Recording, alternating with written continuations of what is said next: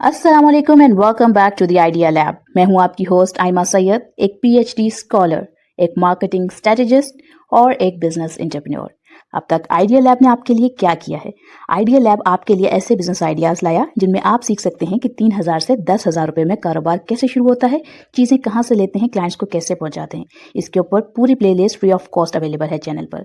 इसके अलावा हम ये देखते हैं कि जो companies internationally million billion and trillion rupees कमाती हैं वो किस प्रोडक्ट और सर्विस से कमाती हैं और आप उसे स्मॉल स्केल लेवल पर कैसे शुरू कर सकते हैं। आपकी इन्वेस्टमेंट आपके पैसिव अर्निंग का जरिया कैसे बनती है।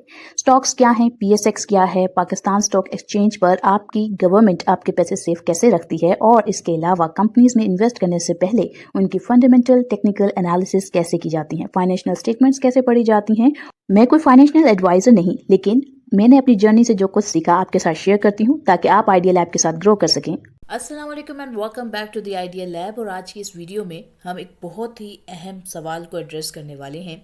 क्या इन्वेस्टमेंट का राइट टाइम गुजर चुका है?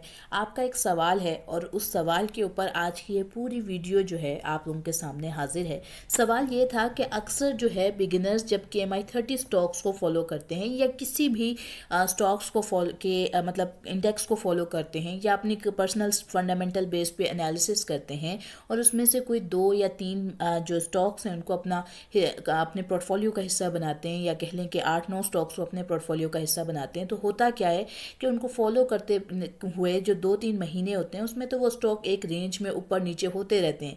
लेकिन जब अचानक वही स्टॉक जो है एक स्ट्रॉन्ग जंप ले लेता है और ऊपर चला जाता है तो कन्फ्यूजन ये पैदा हो जाती है कि अब इसको बाय करना है या सेल करना है।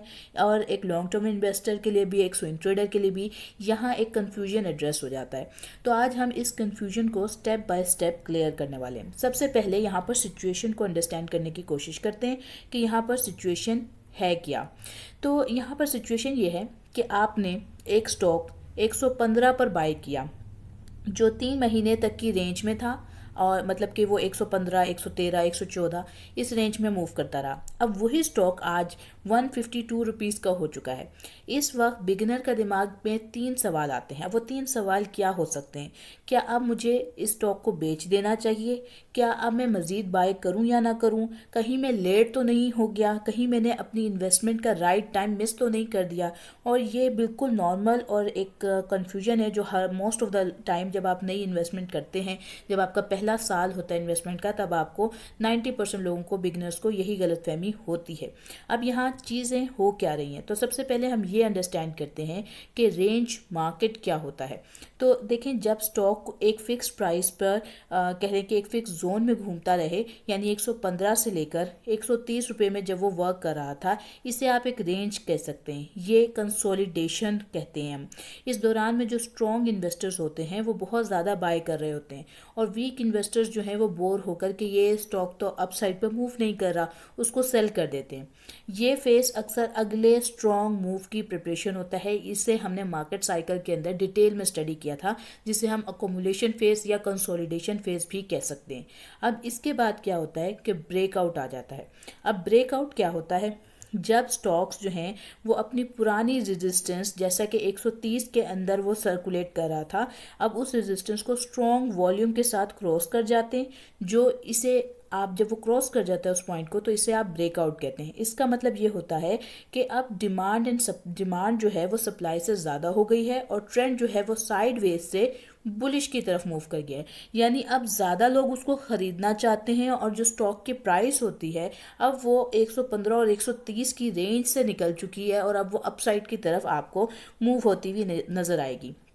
अब यहाँ पर क्या होता है कि जो बिगनर्स हैं वो ये सोच लेते हैं कि जो 115 रुपये थे वो सस्ता था, और अब जो 152 रुपीज़ है वो महंगा है।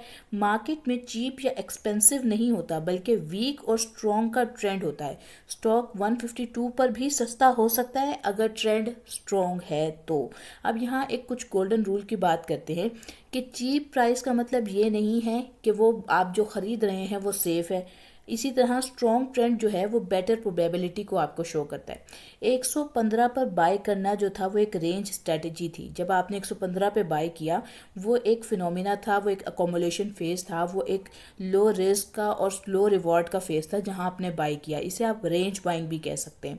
और जब आपने अब 152 की जो प्राइस है, प्राइस पर होना या ट्रेंड, ये अब इस ट्रेंड की कंफर्मेशन है कि जब ये 152 पे आया कि आपकी जो 115 की बाइंग थी उस फेज में जितने भी आपने स्टॉक्स को बाय किया वो आज 152 रुपीज़ पर हैं। ये आपको इस बात की कंफर्मेशन देता है कि जो आपने एक अरसे तक पेशेंस दिखाया आज वो आपको रिवॉर्ड कर रहा है। दोनों स्ट्रेटजीज जो होंगी कि यहाँ इस पॉइंट पे बाय करना है या नहीं करना, ये या आपने जो पिछली बाइंग की, ये दोनों स्ट्रेटजीज जो हैं ये अलग होती हैं, रूल्स भी अलग अलग होते हैं। अब अगर हम यहाँ ये देखें कि अगर आपने 115 पर बाय किया है, अगर आप पहले से स्टॉक होल्ड कर रहे हैं तो आप बेस्ट पोजीशन में हैं। अब आपका काम पैनिक करना नहीं है बल्कि स्मार्ट प्लानिंग को करना है। अब उसमें आपका पहला स्टेज क्या हो सकता है? पहला स्टेप ये हो सकता है कि आप पार्शियल प्रॉफिटिंग कर सकते हैं, और उसमें भी आपको ये देखना होगा कि ये जब आप 115 से आपका जो 152 पे गया, तो सबसे पहले तो आपने पैनिक नहीं करना और आपने ये देखना है कि सबसे सेफ तरीका ये है कि आप जो है वो अपने 20 से 40% के जो शेयर्स हैं वो आप सेल कर सकते हैं अगर आप पार्शियल प्रॉफिट टेकिंग करना चाहते हैं। इससे आपका जो इनिशियल कैपिटल है जो आपने इन्वेस्ट किया था वो आपको रिकवर हो जाएगा। अब जो शेयर्स रह गए हैं वो मार्केट के पैसों से चल रहे हैं, ठीक है, तो आप इस कॉन्सेप्ट के साथ वर्क कर सकते हैं। इससे जो आपका फेयर है कि ये अगर स्टॉक दोबारा नीचे चला गया तो क्या होगा, वो कम हो जाएगा और जो डिसीजन लेना है आपका वो आसान हो जाएगा।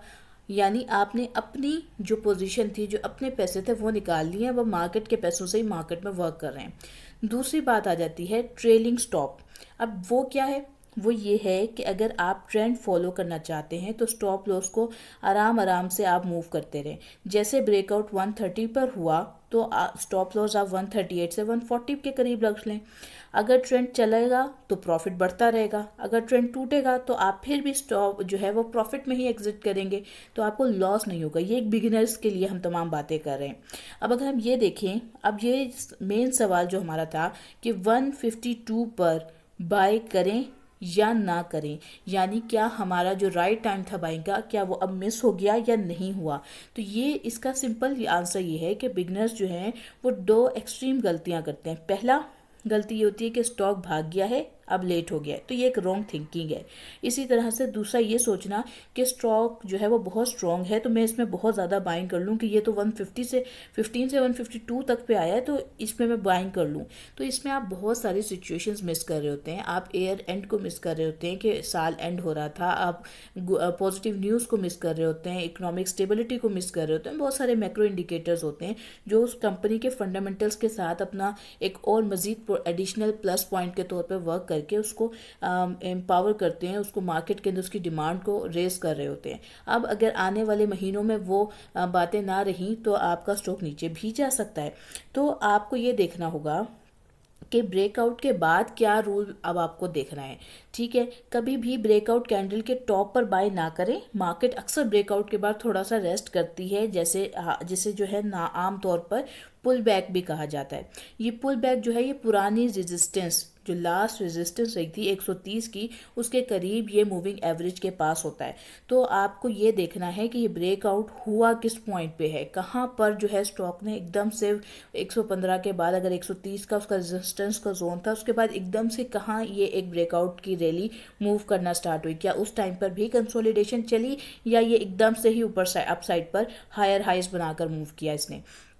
तो अगर एक प्रैक्टिकल एग्जांपल को यहाँ लेकर हम समझें तो वो क्या हो सकती है, तो वो ये हो सकती है कि आपने 115 से 130 की रेंज थी, 130 पर ब्रेकआउट हुआ, प्राइस अब 152 तक चला गया है। स्मार्ट इन्वेस्टर जो है वो 152 पर बाय नहीं करता बल्कि वो वेट करता है कि प्राइस 138 से 145 के जो एरिया है उसमें आए, वहाँ स्मॉल क्वांटिटी बाय की जा सकती है या स्टॉप लॉस जो है वो 135 का नीचे लगाया जा सकता है। अब अगर पुल बैक ना आया तो, यानी अगर ये इससे भी नीचे ना आया तब आप क्या करेंगे।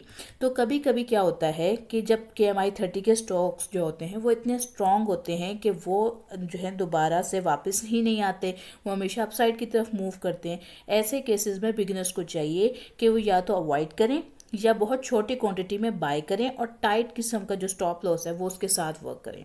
फुल पोजीशन लेना बिगिनर्स के लिए रिस्की हो सकता है, तो आपको इसमें स्मॉल स्मॉल लेवल पर इनटेक करना होगा।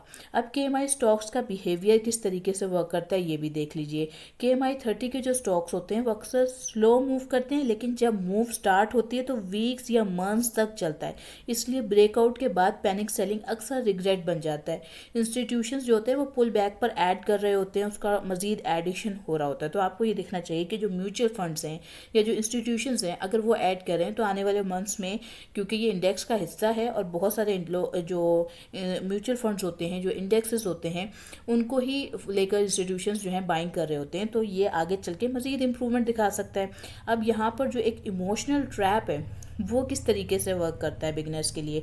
बिगिनर्स की चीज़ें जो होती हैं वो जब भी बाइंग करते हैं, स्टॉक मार्केट में इन्वेस्ट करते हैं, क्योंकि वो पहली बार किसी ऐसी चीज़ में पैसे लगा रहे होते हैं, तो एक खौफ भी होता है, एक रिग्रेट भी होता है, एक ग्रीड भी होता है। अब रिग्रेट किस बात का हो सकता है कि अगर बाय कर लेना चाहिए था और बाय कर लेना चाहिए था, क्या बाय कर लेना चाहिए था, इस तरह के बहुत सारे सवालात होते हैं। काश मैं बाय कर लेता।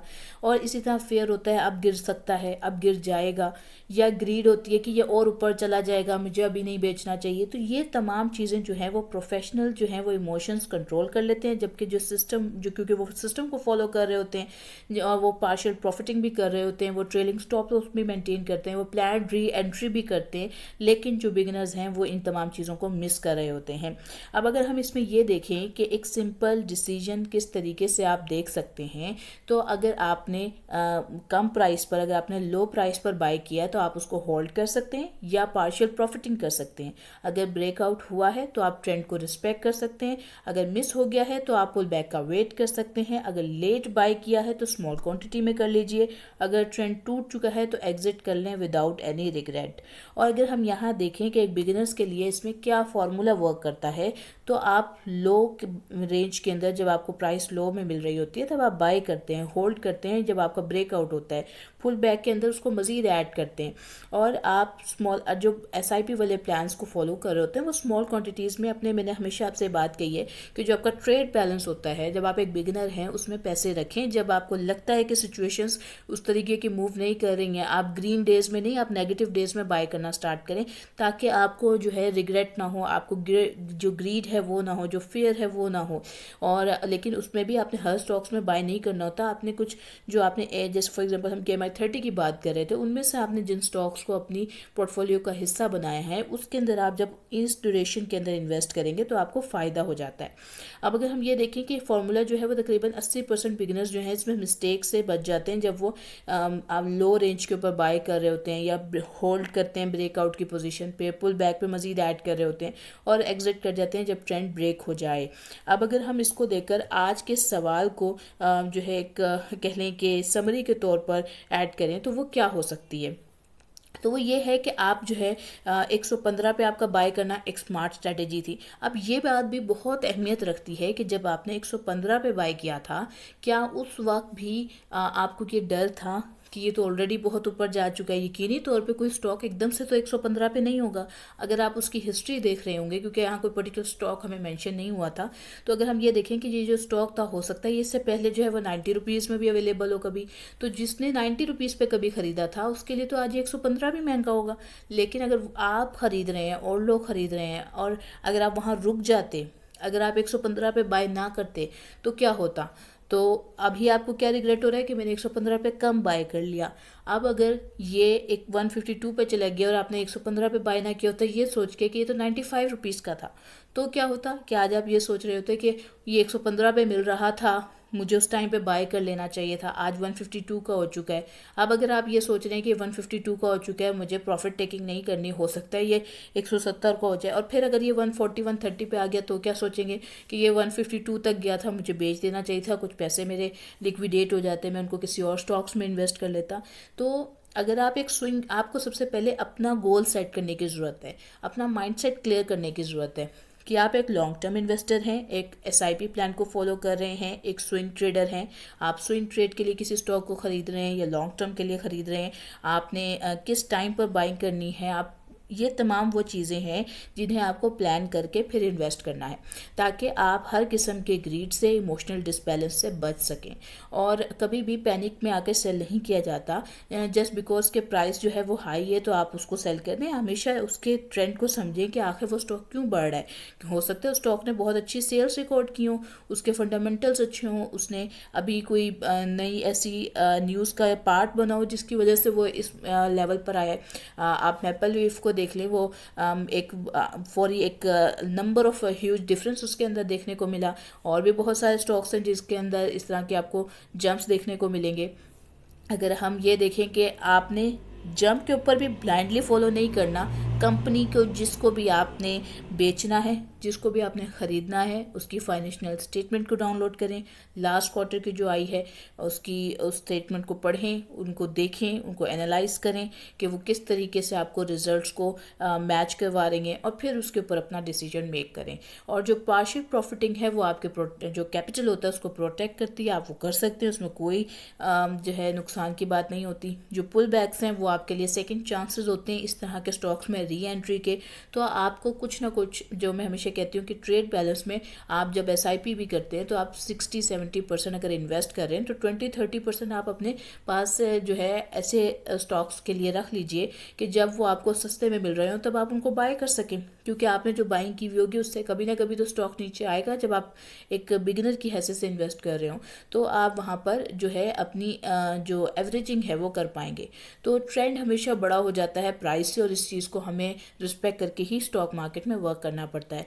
और हमें प्लान करना पड़ता है इन चीज़ों को, ताकि हम अपने इमोशंस जो हैं वो हम पर ओवर पावर ना हो और हम गलत डिसीजन ना लें। तो उम्मीद करती हूँ आपको आज की ये सारी बातें समझ आई होंगी, आपके कॉन्सेप्ट्स क्लियर हुए होंगे, आपने चैनल को लाइक किया होगा, शेयर किया होगा, सब्सक्राइब किया होगा। मुझे दुआ में याद रखिएगा। इंशाअल्लाह ताला फिर एक अच्छी वीडियो के साथ मुलाकात होगी। आज के लिए मैं लेती हूँ अलविदा। अस्सलाम वालेकुम।